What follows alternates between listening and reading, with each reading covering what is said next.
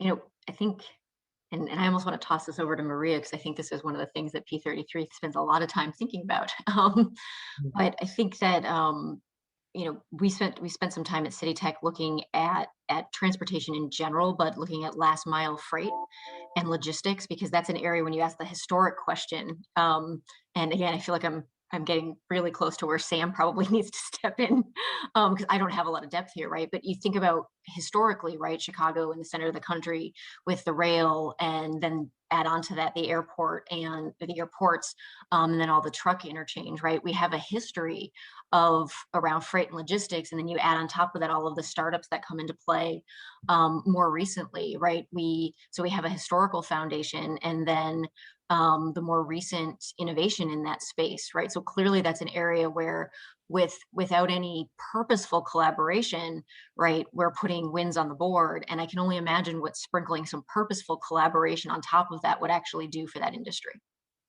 Maria, what about your thoughts?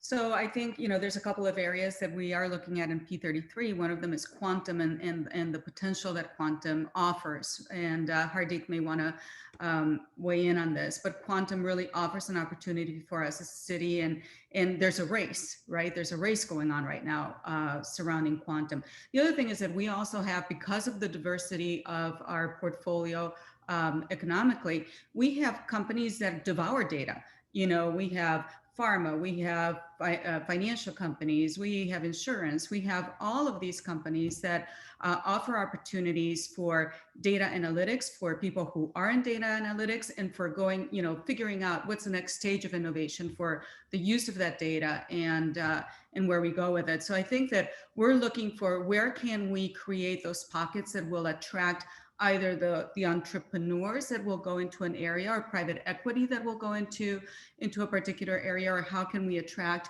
the talent that might be currently involved in, for example, the data analytics field and begin to build an ecosystem of and capacity, critical mass of people who have those skills that when we do launch quantum, we can plug them into that. And Hardik, I don't know if you want to weigh in on that.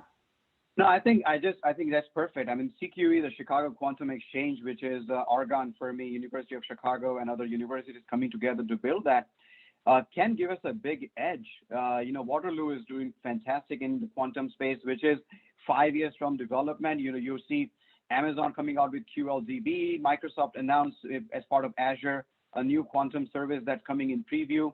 So the large corporations, large cloud providers are also creating instances and services that would basically now bring quantum more in the mainstream.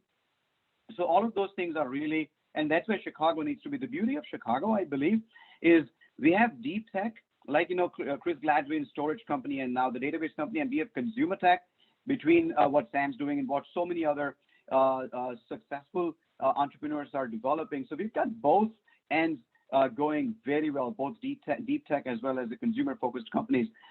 I'm very, again, as I said, I'm very bullish about where we are. Terrific. Well,